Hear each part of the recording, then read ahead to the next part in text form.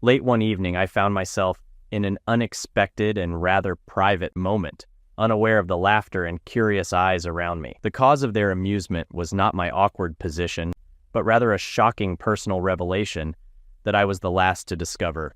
They found it especially entertaining that I was completely clueless about the situation unfolding around me. How could a man be unaware that his wife was cheating on him right under his nose? Colin Wilson, who claimed to have closeness with my wife, was recounting to his friend Ben Kramer how he picked up her at a party last week. It was during this conversation that I was summoned to investigate a break-in at a local art gallery. Although I was away for only about 2 hours, I returned before the evening was over. I found my wife at a table with 3 other individuals, including Colin Wilson and his boss, along with their respective spouses. My name is Brian Sexton, and I work as an insurance investigator for a renowned insurance company that specializes in high-value property clients, likely unfamiliar to most. I entered this profession straight out of college and have remained with them for over 15 years. At 37 years old, I'm in the prime of my life. My role involves investigating incidents that may result in substantial compensation claims, primarily thefts and robberies, occasionally handling car accidents involving more than 1 or 2 of our vehicles. I'm highly skilled at what I do and have established a solid reputation in my industry. I'm often contracted out to other companies, albeit at a premium. While I may need to travel frequently, it's never for an extended period. If a lengthy investigation is necessary, I have personnel who can remain on site to complete the task. I've been married to Allison for 14 years, and we have 2 wonderful children, Regina, aged 10, and Christina, aged 8. Allison, who is a year older than me, also works at the same company as the personal secretary to Bill Quinn, the company president. Although we married before she joined the company, I encouraged her to apply for a position after she lost her previous job. Although hiring her required HR approval due to nepotism policies, they consented because of my standing within the company. Fortunately, Bill Quinn was seeking a new secretary, and Allison's extensive experience as a personal assistant at a major corporation made her an ideal candidate. After interviewing her, he immediately offered her the position as his personal secretary. The individuals I mentioned earlier, Colin Wilson and Ben Kramer, are insurance specialists who cater to large companies or individuals with significant assets. While they're not close friends, they work under Jerry Scogins, a mutual acquaintance who is also a good friend of mine. I primarily report to Bill Quinn and operate independently, though occasionally Jerry assigns me interesting tasks. I overheard a conversation a week after the party. I'd stepped into the restroom to relax for a bit when Colleen and Ben entered, seemingly disregarding the closed stall door, and began discussing the party. Colin began boasting to Ben about his recent conquest, prompting me to feel a tale of escalating discomfort in my gut, unrelated to typical cramps or sweat induced by bad fish. Ben asked Colin how he managed to seduce her, expressing surprise as he never pegged her as that type of woman. Colin explained that they did a bit of dancing and she seemed quite friendly, but when he suggested going to his office, she mentioned Brian wouldn't appreciate it. So Colin convinced her to join him for a drink at the bar. Colin went on to describe how, while Brian was occupied dancing with Judy, his secretary, he approached the bartender for a double shot and subtly swapped their drinks while Judy was engrossed in conversation. His intention was to help Judy relax so he could make advances on the dance floor. Ben questioned what Colin's plan was, considering Brian's presence, but Colin insisted he hadn't orchestrated Brian's departure, chalking it up to sheer luck. During the dance, Brian informed Judy he needed to leave briefly. Though Judy suggested he take her home first, Brian urged her to stay and have fun, promising a swift return. Although Judy wasn't thrilled, she complied, staying behind with Colin, Jerry, and his wife. Later, Colin ordered Judy another drink, secretly asking Joe to make it a double again without Judy noticing. As they continued dancing, Judy became increasingly intoxicated, clinging to Colin as he made advances. She responded with giggles and pressed against him several times. Colin thought that a few more drinks would increase his chances, so he got her another, which she quickly consumed. Unbeknownst to Judy, it was another double, and she started feeling woozy. Colin suggested they step outside for some fresh air, and Judy readily agreed. They ended up settling in the back seat of his car. She was almost unconscious, so he slid his hand under her skirt. She didn't appear to object, and even pleaded for more. He complied, and she seemed to enjoy it. He found the experience incredible. Colin expressed disbelief that Allison would engage in such behavior, considering she never seemed like someone who would cheat on her husband or be attracted to someone like him. He assured his companion that the events were genuine, mentioning a scheduled date with Allison the following Saturday when she typically went to the salon. They planned to meet and book a hotel room for the day. Colin's companion expressed envy, acknowledging Allison's attractiveness and wondering what Brian did to deserve her. He even hinted at the possibility of being introduced to Allison after Colin was finished with her. Colin responded with a non-committal perhaps and emphasized the importance of keeping their conversation confidential to avoid any complications. They both left the restroom, leaving the ME struggling to comprehend what they had heard. I couldn't believe what I'd just heard. Was this really happening? I started to recall that evening. It was almost 11 when I returned to the party, finding Allison seated with Colin, Julie, and Jerry Scogins. Allison didn't seem intoxicated when I joined them, chatting with Julie about the kids. Colin exchanged a few words with me, but left after a few minutes. I noticed Allison saying something to him, but I didn't think much of it. The only odd thing about that night was when we got home, Allison wanted to make love. While not entirely unusual, she typically wasn't in the mood this late. She was particularly passionate that night. Guilt. Regret. About a week elapsed after the party, and I noticed no change in Allison or her demeanor. She never mentioned my early departure from the party, or what occurred in my absence. When I inquired, she claimed to have danced with Colin and Jerry, but mostly observed. She and Julie discussed school and the kids' play, and that was all. She expressed a preference for coming home when I left, suggesting I needed to keep a closer eye on her. "Hey, hun, any plans for this Saturday? I was thinking of playing golf, if that's all right." I watched her closely for her reaction. "This Saturday, right after lunch. I'll be at the salon. It'll take me an hour, maybe an hour and a half." "Where are you headed?" "To the golf course." "So, is she really going to the salon? How does Colleen know about this if she hasn't told him? I didn't know about this either." It all felt uncomfortably real. "I'm thinking the country club. I'll see if Ben Kramer wants to join." "I think he and Jerry are idiots, don't they?" "I'm not sure. I know Jerry is, but I don't know Ben or his wife well enough to say." "Same here. Hey, what about Colin Wilson? You spoke to him at the party, right? He might want to come along?" Allison turned and gave me an odd look, pausing before responding. "Why would you want him to come? He's, pardon my language, an idiot. I had to dance with him a few times at a party, and he really creeped me out. He's still an idiot." Now I'm wondering, is she trying to dissuade me from inviting him, or is she trying to convince me she dislikes him? Either way, it's unusual for her to speak about someone like that. "Oh, I don't know much about him, but he's Ben's friend and they seem close. Maybe it's not a good idea. I'll just call Phil and Charlie. They're always up for a round." "That sounds like a better plan." "Stay clear of Colin. You don't want any trouble, all right? He's off my list now." "So, you're okay with golf?" "I'm fine with it, as long as I'll still be absent. How about dinner at the Cypress Inn restaurant afterward? I'll have a fresh haircut and you can unwind. After golf, you can take me out and show me off. I'll drop Chrissy and Jean off at my parents'." I agreed, and we arranged to meet at home at 5:30 on Saturday to prepare. If I had been more cautious, I could have gathered enough evidence to confront her that day. It would have been fitting to lay it all out over dinner at one of the city's finest spots. The next day at work, I headed to the control room to gather some gear for tracking my wife and her lover. I decided to take one of the company's surveillance vans, leaving it in the lot until Saturday morning when I went golfing. I grabbed 2 small transmitters for her purse and car, and a GPS unit for her vehicle. It would pinpoint her exact location at any time. The van was equipped with video capabilities, but I wasn't sure how to utilize it. Since Colin mentioned a motel, filming was out of the question.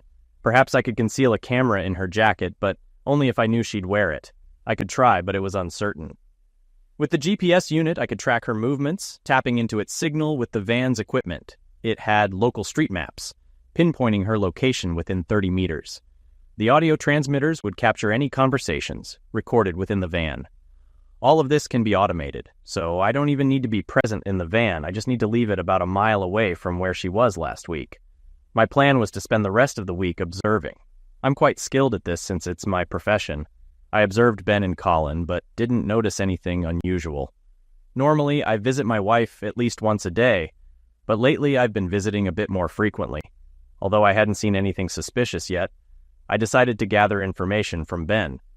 He explained that he was working on policies for a large factory complex, and I used to spend some time examining the site and developing contingency plans for potential disasters.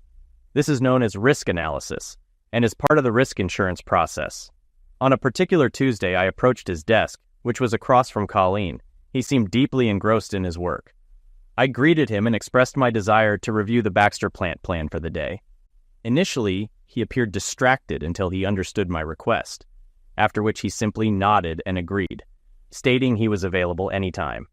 I still needed to return to that location to take some photos. We discussed the timing, agreeing to go in about an hour. It was decided that my colleague would stop by my desk on their way. After a brief exchange, I turned the corner and noticed a smirk exchanged between Ben and Colin. They maintained their gaze on me until I was out of sight. They were intriguing individuals. I resolved that Ben would face consequences for his actions. Although he wasn't directly involved, he colluded with Colin and made disparaging remarks about my wife. He was aware of the plan and chose to witness Colin's deception, rendering him equally responsible in my perspective.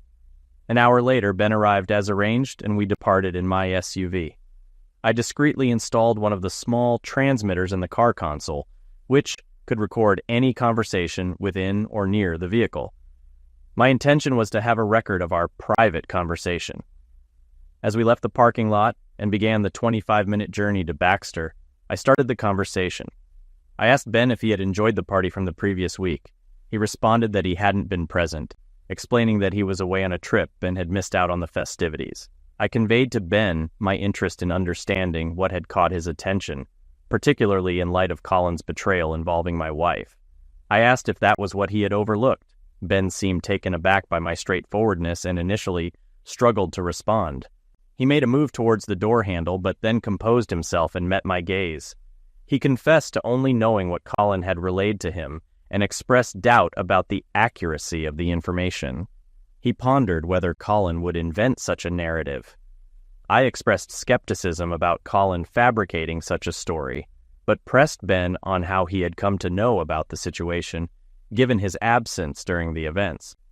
I mentioned hearing about his 2-hour absence, coinciding with the incidents in question. Colin had mentioned getting her intoxicated and taking her to his car. It seemed that Colin didn't have any further plans to meet up beyond what he had disclosed. Ben seemed hesitant as he recounted Colin's words, acknowledging that he was unsure about the truthfulness of the information. I sarcastically remarked on Ben's apparent loyalty and thanked him for his supposed friendship, insinuating that he was bound to inform me regardless of his intentions. Ben expressed reluctance, stating that he wouldn't wish such a situation upon me, and apologized for making me feel like a fool. He referenced Colin's claim about not being able to resist my wife. After Colleen's statement, I turned off the recorder, intending to keep our subsequent conversation off the record. I reassured Ben that as long as he followed my instructions, he would be fine, but warned him of dire consequences if he failed to comply. Ben simply nodded in agreement. Additionally, I hinted at one more matter I wished to discuss with Ben. I made it clear to Ben that Colin must remain unaware of our conversation and that he must not disclose anything to him. I emphasized the consequences of any breach of trust, including the possibility of Ben losing his job and his reputation being damaged. I reminded him that I had means of monitoring both him and Colin to detect any indiscretions. I assured Ben that I wouldn't speak to Colin or even engage with him, instructing him to continue as usual and let Colin do the talking without any interference, even if he agreed with him. Having learned the truth, I instructed Ben to heed my warnings, assuring him that everything would be fine if he followed my instructions. After that, we didn't exchange many words, spending the next 2 hours in silence. Ben fulfilled his role, and I fulfilled mine, obtaining the information I needed while ensuring Ben remained unaware for the time being. It wasn't necessary for him to know at that moment. The week felt unusually long, with me keeping a close watch on my wife, although she didn't display any unusual behavior. Wednesday evening arrived and the children went to their dance class, scheduled to conclude around 9:30. I sat in the living room watching TV when Allison joined me, settling onto my lap. She wrapped her arms around my neck, pressing her cheek against mine. We've got about 2 hours before I need to pick up the kids. How about we make love? Despite feeling disheartened and frustrated about the situation, I was human after all. Against my better judgment, I felt myself getting aroused. I embraced her tightly, kissing her tenderly. Take me upstairs to our bedroom right now. I want you, and I want it now. I needed no further encouragement and followed her upstairs, admiring her figure along the way. We undressed and then engaged in passionate lovemaking. Afterwards, we lay in each other's arms for a while, content to bask in the afterglow without the need for words. It was love at its finest. For a moment, I pushed aside my doubts and fears that this might all come crashing down. I wanted to believe it was all a lie. But reality had a way of asserting itself. That was wonderful, darling. I think we need to do this more often, don't you? We've been out of sync for a while. Let's not allow that to happen again. Agreed. I'll make sure of it. How much time do we have? And do we have a moment for a quick shower?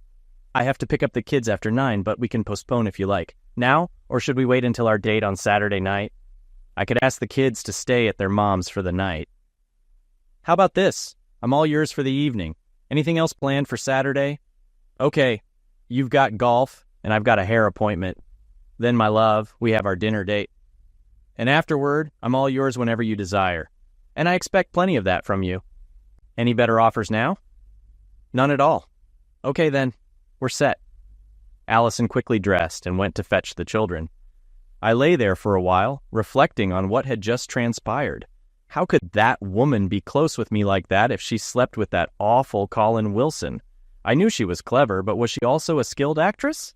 Something seemed off, and I was determined to uncover the truth on Saturday. While she was away, I checked the transmitters and confirmed they were working properly. My plan was to install them in her car on Friday night, and also on Percy. I had everything prepared except for one last meeting with Ben Kramer. I needed to know which hotel Colin had reserved. Ben would find out for me, or else I'd resort to less pleasant methods. The following morning, I phoned Ben and arranged to meet him in the third-floor cafeteria. He agreed, without question, and upon his arrival, I was already seated at a table. He joined me silently, and I wasted no time getting to the point. Ben, old pal, I need you to find out from Colin where he intends to take Allison on Saturday. I need the motel's name and location. Just catch him alone and inquire. Tell him you suspect he's deceiving you, and that you'll trust him if he reveals the truth. I flashed a grin at Ben, who pondered how he'd manage my request. Fear of my reprisal weighed heavily on him. Eventually he relented, but inquired how I'd verify if he disclosed the meeting place. I assured him not to worry, I had my methods. As he departed, I embraced him, discreetly placing one of the transmitters beneath his jacket collar as a reminder of our deal. He was so intimidated that he remained oblivious, the transmitter almost imperceptible, secured with glue. Upon returning to my office, I activated the receiver and heard Ben's return to his desk, along with his conversation with Colin. Ben invited Colin to meet him in the copy room in 10 minutes, which Colin agreed to. Ben then questioned Colin about potential marital issues, to which Colin defensively claimed everything was fine and mentioned seeing me on set the day before, apparently doing well. Doubting Colin's words, Ben pressed him about his plans with my wife for Saturday, specifically mentioning a motel. Colin insisted on his truthfulness and offered to provide proof if necessary. Colin then disclosed that he had booked a room at the Skyview Motel on Statler Street for Saturday night, with check-in at 2 p.m. and my wife arriving by 2:15 p.m. He even suggested verifying his reservation by calling the motel. After confirming the details, Colin made a remark about my wife's marriage to me and warned Ben about meddling in their affair. Despite Ben's concern, Colin remained indifferent, suggesting that if my wife was interested, so was he. I shut off the receiver after this exchange, almost inclined to believe Colin's claims. However, I hoped he would backtrack and admit to fabricating everything, which he didn't. Instead, he confirmed the details, leaving me unsettled. Nonetheless, I now had the motel address to set up the necessary equipment in the van for surveillance. I contemplated parking the van there on Friday night, activating the gear on Saturday noon, and keeping my distance to avoid witnessing my wife's betrayal. Feeling adrift, All I could do was move forward and gather evidence to confront my wife, Colin, and Ben. First, I rang the motel, and they confirmed Colin's booking. At least that part was true. Now, I just had to bide my time until Friday evening. Then an idea struck me. What if I captured them entering the motel room on camera? I resolved to visit the motel that day and explore my options. Inside the Skyview Motel office, I awaited the clerk. He seemed shady, which suited my purposes. Honesty wasn't what I needed right now.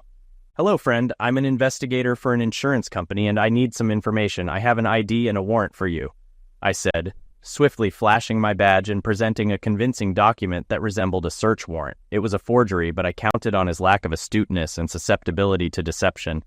The slip of cash I offered didn't hurt either. "Yes, sure. What do you need?" he replied. I asked him to confirm Colin Wilson's reservation and if he had a room number. He replied in the negative, so I suggested he assign a room on the first floor overlooking Statler Street. He hesitated until I slipped him an extra $50, finally divulging a room number suitable for my filming purposes. I informed him about the van I'd park on his property, to which he shrugged and dismissed as inconsequential. I thanked him once more for his assistance and slipped him another $50 for his discretion. A sly grin crept across his face as he pocketed the bills. After I departed, I realized I could capture the footage I desired by positioning the camera through the front window of the van, parked directly outside their room. Now I'm all set. Friday at work proved challenging for me. Unsure of what to do with myself, I made my way to Bill Quinn's office, using the excuse of discussing a recent art gallery robbery, although he didn't really need the details. My true motive was to catch a glimpse of my wife. As I traversed the hallway, her face brightened upon spotting me. She waved eagerly, gesturing for me to join her at her table, and I obliged. "I've been enjoying seeing more of you lately. Not complaining, but what's changed? Anything I should know about?" she inquired. "Nothing like that from what I know. I just enjoy being around you more," I replied. "Is Bill in?" "He is. Want me to introduce you?" she offered. "Yes, if possible. I need to discuss some matters regarding the art gallery," I explained. Entering Bill's office, I engaged in conversation with him. Despite his youthfulness for a president, I knew he had garnered a strong reputation. He had spearheaded the launch and operation of various ventures, including the site I worked on, and held a substantial stake in the company. Bill had a stunning wife named Naomi, whom I'd met on several occasions. She epitomized the quintessential trophy wife, blonde, slender, irresistibly attractive. She and Allison were of similar ages and often conversed, while Bill and I had developed a close rapport. During our discussion, I directly asked Bill his opinion on Colin Wilson. As part of my duties, I regularly provided feedback on other employees' performance at Bill's behest, though this matter concerned me personally. "Why the interest in Colin? Is there something I should be aware of?" Bill inquired. "I need to ensure any potential issues with my team members are addressed promptly," I explained. "Well, I might have some concerns about Colin. I'm not particularly fond of him, and Ben, I might have more to share with you this weekend. If things go as anticipated, I'd like to touch base with you at home on Sunday if that works for you. Otherwise, we'll reconvene on Monday," Bill disclosed. "Let's wait and see. Until then, please keep this between us," I requested. "Agreed. No problem. I trust your judgment in these matters. You've always been fair in your evaluations, and I value that. However, I'd like you to consider accepting the vice president position I proposed as you requested. I haven't broached the subject with Allison yet, but she deserves to know. If you don't inform her soon, I will. I'm just waiting for the right moment. This entails significant changes for us, so I wanted some time to deliberate. I'll give you an update next week," Bill suggested. "Sounds good. I'll definitely consider it. I've been weighing my options lately, so I'll need to make a decision soon," I assured him. With my own agenda in mind, I exited Bill's office, exchanging a few words with Allison before heading toward Ben. Pausing at his desk, I made a comment loud enough for Colleen to overhear, affirming his assessment of Baxter's performance. Then, I subtly signaled to Ben that I'd overheard his conversation with Colin, prompting a surprised reaction from him, though neither of us spoke further. Patting him on the back, I discreetly removed the small transmitter, just as before, leaving him none the wiser. I wrapped up the day without any interruptions, and waited for Allison before heading home. I intended to inform her that I needed to drop off the van somewhere and would catch a taxi to my car, causing me to be a bit delayed. She bid me goodbye with a kiss and headed home. I noticed Colleen standing by the door, observing her departure. He glanced at me briefly before returning to his seat. Afterward, I parked the van, ensured the camera was positioned correctly to capture the designated room the clerk had assigned, and secured it. I reminded the motel owner that I needed to leave it there overnight, perhaps until the following day. Slipping him an extra $20, I thanked him for his cooperation. He pocketed the money and shook my hand. With that settled, I headed home. Friday night at home brought another surprise. Allison ordered pizza for the kids and arranged for them to spend the evening at Grandma's. When I inquired why, she explained that she enjoyed our Wednesday night so much that she wanted to continue the trend tonight. Did I mind? Not at all. Friday night unfolded similarly to Wednesday with a new twist. Although I found enjoyment in the experience, a sickening feeling crept over me as I pondered where she might have learned these new techniques. However, when I later questioned her about it, she giggled and retrieved a book from her nightstand, showing me an article about lovemaking after 35. Much of what we had been doing for the past 2 nights was outlined in that article. I found pleasure in our activities that night, striving to fulfill her desires. It took up most of the night, but I didn't mind. I resolved to take Viagra in the future. As we lay beside each other, I finally mustered the courage to inquire about the source of her newfound enthusiasm. Allison, I love what we've been doing and I want to please you, but I have to ask, where is all of this coming from? Why now? If I didn't trust you so much, I'd wonder if there might be a guilty conscience involved. Sorry, Bree. Naomi shared something with me last week that I can't repeat. I've been reflecting on our life together, and it fills me with happiness. Sometimes, I just need to express that joy. I chose this path to show you how much you mean to me.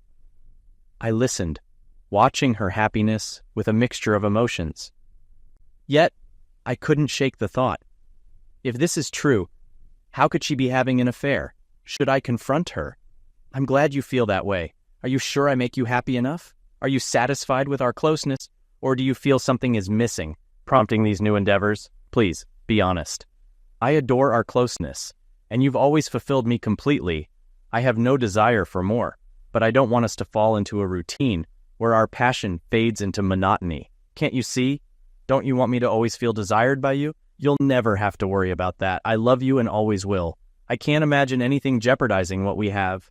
That's reassuring because I won't allow it. We spent the remainder of the night wrapped in each other's arms, waking up the same way. Though pleasantly exhausted, I wanted to shower with Allison. I roused her and pulled her into the shower with me. Initially protesting, she eventually joined me under the water's spray, and we lovingly attended to each other's needs. Soon we both became aroused and pleasured each other.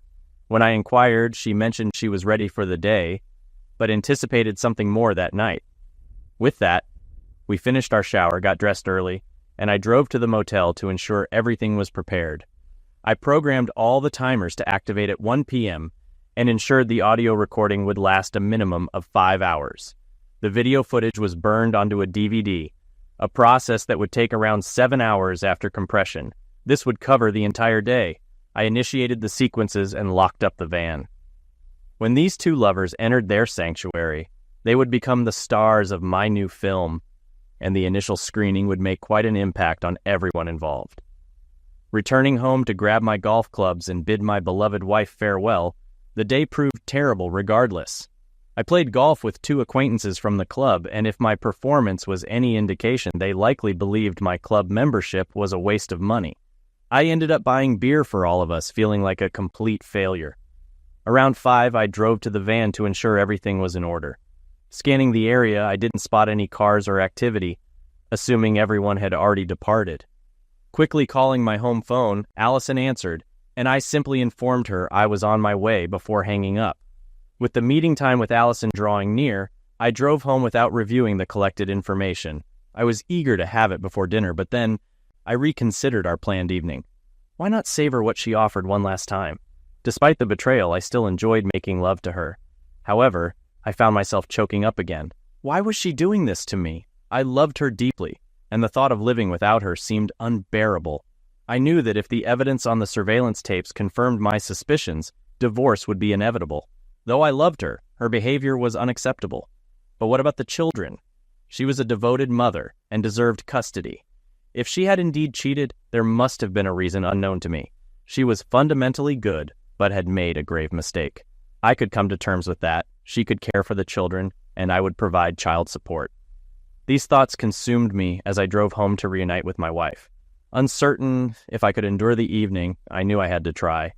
Legal action couldn't be taken until I had concrete evidence. Yet, a small voice in the back of my mind persisted, casting doubt on all the information gathered thus far. I brushed it aside. Facts were facts, and soon I would have all the evidence I needed. At home, Allison had already showered and dressed, mentioning she would add the finishing touches when it was time to leave. Meanwhile, I hurried to get ready, ensuring we left on time to make our reservation. My wife was radiant, always drawing attention as we entered the room. She was accustomed to the admiring glances of men, which she effortlessly brushed off. Yet, I couldn't help but notice, and it always filled me with pride. Tonight served as a stark reminder of what could have transpired. Despite this, she remained intelligent and engaging, making for an excellent dinner companion. We conversed on various topics typical of spouses enjoying a night out, and she seemed to indulge in more wine than usual, given my role as the designated driver. It felt as though she was particularly flirtatious with me, her husband. As we concluded our dessert of chocolate mousse, preceded by sorbet, we exchanged smiles. Both of us were eager to retire to the bedroom upon returning home that evening. I signaled to the waiter for the bill as Allison excused herself to the restroom. Exiting hand in hand, we made our way to the car. As I navigated onto the main street towards our house, Allison leaned against my shoulder, intertwining our fingers. She gently moved my hand from the steering wheel to my lap, and without much prompting, I enveloped her in a hug reminiscent of our youthful love. She sighed contentedly, and we drove home in this love-making embrace. Once home, Allison busied herself with household tasks, until finally turning to me. "Shouldn't we head upstairs and pick up where we left off this morning? You owe me something, since you only gave me a down payment earlier, remember?" "I do. Lead the way and I'll follow." We ascended to the bedroom swiftly, where Allison stood before the bed. I stripped down to my boxers and socks while she removed her top and bra, leaving only a strand of pearls around her neck. As she reached to remove them, I halted her hand. "Leave them be. You look incredibly hot standing there with nothing but those pearls. You're stunningly beautiful. This is a sight only I will see. I am completely yours, and I want you to do as you please with me. I want this night to mark the beginning of a lifetime together. Are you certain is this what you desire? I wouldn't want to do anything to cause you pain or embarrassment. You should know that I trust you entirely and offer myself completely to you. I love you with all my heart." In that moment, I believed her, knowing that regardless of what I discovered the next day, I would never give up on her. I decided to postpone any further thoughts until tomorrow. Tonight, I would love this woman with all my heart. That night, we explored new realms of closeness, trying positions I never imagined and experiencing things I never thought possible. At times, she would laugh and cite a page number when I inquired about her fantasy, yet it was a magical night, a night where I learned to love conversation, giving and receiving in equal measure. What a night it was! We fell asleep in each other's arms, waking late Sunday morning. Reluctant to rise, she agreed to one more encore of our favorite moments from the night before.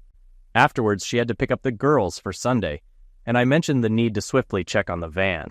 She suggested she might stay at her mom's for a while before returning. This afforded me the opportunity to retrieve the tapes from the van and inspect their contents. I still had to check what I left in her purse and car, but that could wait. She departed, and I drove to the van, retrieving all the films and prints without issue before returning the van to the production facility. I called a taxi to pick me up and transport me back to my car, then headed home. The first step I took was to examine the GPS printout. She had confirmed her car's location on Statler Street, where the motel stood, and at that moment, my heart nearly ceased beating. Though I hoped against hope, it seemed my fears had materialized. Despite almost deciding not to proceed further, I felt compelled to view the video firsthand. I switched on the TV and DVD player, inserting the DVD, preparing myself for heartbreak. The image was crystal clear, the room perfectly centered on the screen. I fast-forwarded until I spotted a car approaching, then slowed to normal speed. Colin Wilson emerged from the car, opened the room's door, and disappeared inside. Rewinding, another car appeared, and I witnessed a woman approaching, knocking on the door, and being greeted by Colin's smile as she entered the room. When she turned, revealing her face, my heart raced, and my pulse skyrocketed. Pausing the video, I watched it from start to finish before removing it. Well, I'll be damned, I muttered to myself. I needed to contact Bill Quinn immediately. There was one address I had to verify, so I retrieved my wife's address book from my desk drawer. As anticipated, the address I sought was there, confirming my suspicions. A smile crept onto my face. With all the necessary information in hand, I dialed Bill's home number. Urging him to meet me immediately, he initially insisted I come to his house, but I persuaded him to meet me alone elsewhere.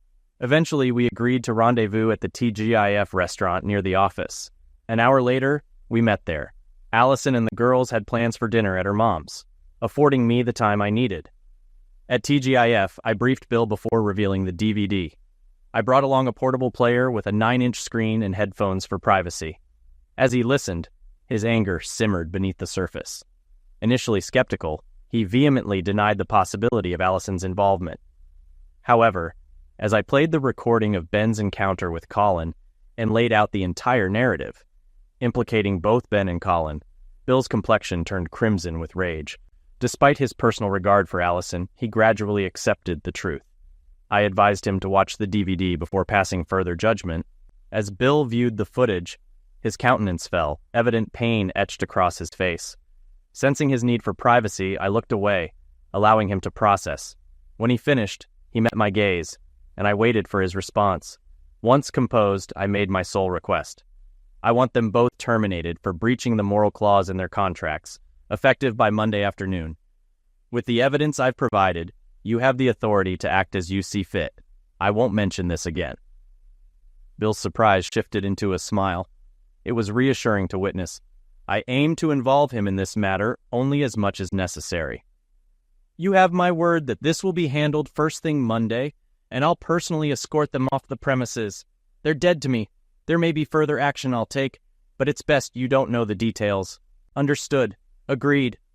Following that, I handed him a bag containing all the surveillance data except for one small cassette, which I retained for my own purposes. It was necessary for my plans regarding my wife. Bill and I continued our discussion for another hour or so, making additional decisions to address later in the week. We parted ways with a handshake, and before I left, Bill addressed me once more. Brian, you're a good and honorable person. I appreciate what you've done and respect your actions in handling this matter. Things could have escalated if you were less level-headed. You have my gratitude and respect. I felt a sense of relief I hadn't experienced in some time as I headed home to my family, who remained unaware of the impending changes. That evening at home went smoothly and my spirits were high. Allison was curious about what had transpired, but I told her she'd learn more at work the next day. Exhausted from the previous nights, we retired early for a peaceful night's sleep. Allison wanted to be embraced, and I gladly obliged. We fell asleep in each other's arms. Just like the previous night, Monday at work was bustling with activity. Allison called me at 9:30 to update me on the situation. I pretended to be clueless and asked for details.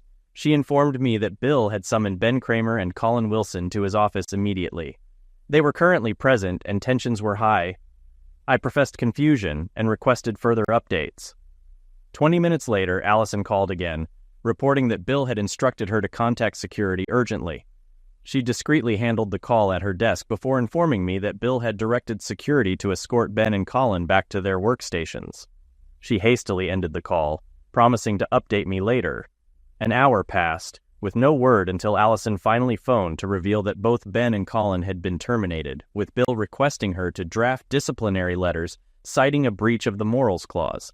She was exhilarated, deeming it the most unusual event during her tenure as Bill's secretary. She insisted we grab lunch together to discuss it, and I agreed.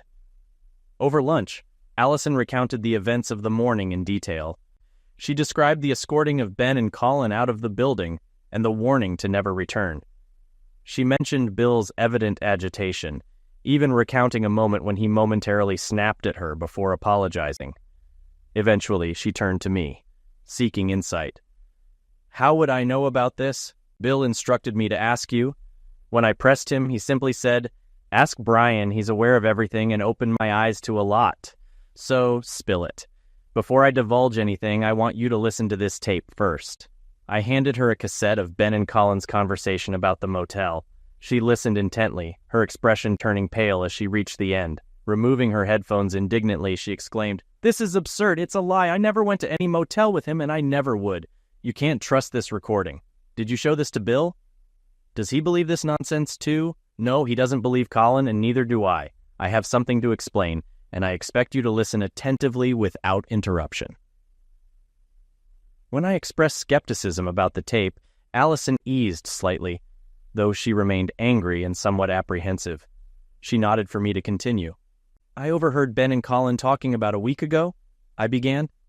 "Colin boasted to Ben about an encounter between you and him at a party. He claimed he got you intoxicated and then took you to his car, where you engaged in lovemaking activity in the back seat. He provided explicit details of the incident to Ben, who seemed convinced by his account.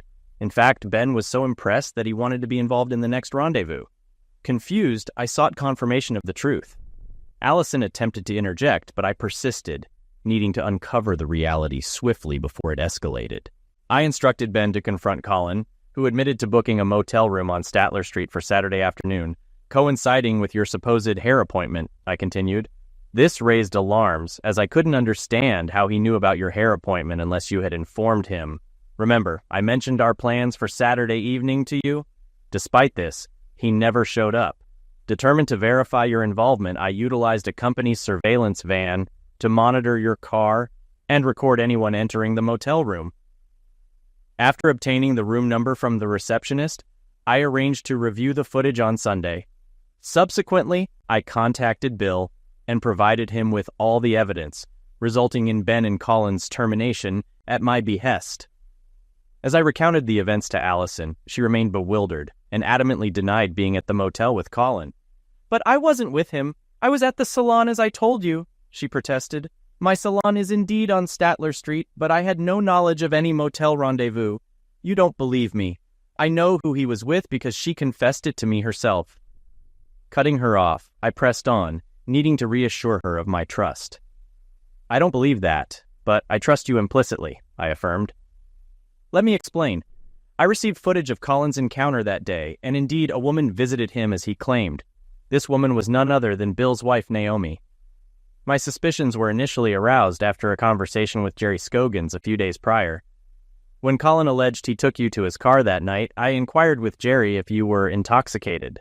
He chuckled, revealing that you and his wife had only consumed soft drinks that evening and were inseparable. He even mentioned how you asked her to remain by your side to deter Colin from asking her to dance, indicating your lack of interest in him. When I asked if Colin ever suggested stepping outside for some air, Jerry simply laughed, implying he had nothing to say. So did you truly doubt me? Did you orchestrate this surveillance to spy on me? I'm troubled by this lack of trust, especially after our evenings together on Wednesday, Friday, and Saturday. Of course, I believed in you, but Colin's fabrication left me with doubts. I suspected he was diverting Ben's attention away from his true companion. Uncertain of her identity, I had to uncover the truth, though I wish it hadn't implicated Bill's wife. He was utterly devastated. We conversed further before reluctantly returning from our lunch break. Allison accepted my explanation regarding my inquiry into Colin's companion, and I left her to her thoughts. Though I harbored some doubts, I felt no regret in uncovering the truth. Our relationship was now stable, and I was determined to maintain that. Work had settled by then, but Allison informed me that Bill requested to speak with her. Later that evening, I mentioned that I was unaware of the details, and she seemed to believe me. I received no further updates until we sat down for dinner at home. Amidst the girls' usual flurry of activities, we found a moment of peace, during which Allison shared Bill's conversation with her. He spoke about the importance of having a husband like you, emphasizing trust, respect, and love, and the devastation of losing it all, she recounted. Then he confided in me about Naomi's actions and sought my counsel. And what advice did you offer him? Were you able to assist? I refrained from dictating his actions. Instead, I encouraged him to reflect on his love for Naomi and consider forgiveness, if feasible. I urged him to engage in a candid conversation with her, but also cautioned against prolonging the decision if reconciliation seemed improbable. He seemed receptive to my words, so perhaps I made a difference. I'm certain you did. Did he mention anything about me? No, nothing further. Is there something else on your mind? Well, yes, Bill extended an offer for me to assume the role of Vice President of Investigations for the corporation. It entails overseeing all investigators worldwide and offers the flexibility to choose our place of residence, potentially in California or Florida. Although I would still report to Bill, this would come with substantial financial rewards and benefits, including shares. Allison's excitement was palpable as she leaped into my arms, overwhelmed with joy. When did this happen? Is it in recognition of your actions today? Is it a sort of reward? She exclaimed. Now, who's doubting whom? Bill proposed this to me 6 months ago, but I wasn't ready to consider it until now. The prospect of losing everything I've built made the decision more tangible. Last week I feared I might have lost you, and it prompted me to reevaluate, I explained. Brian, you could never lose me like that.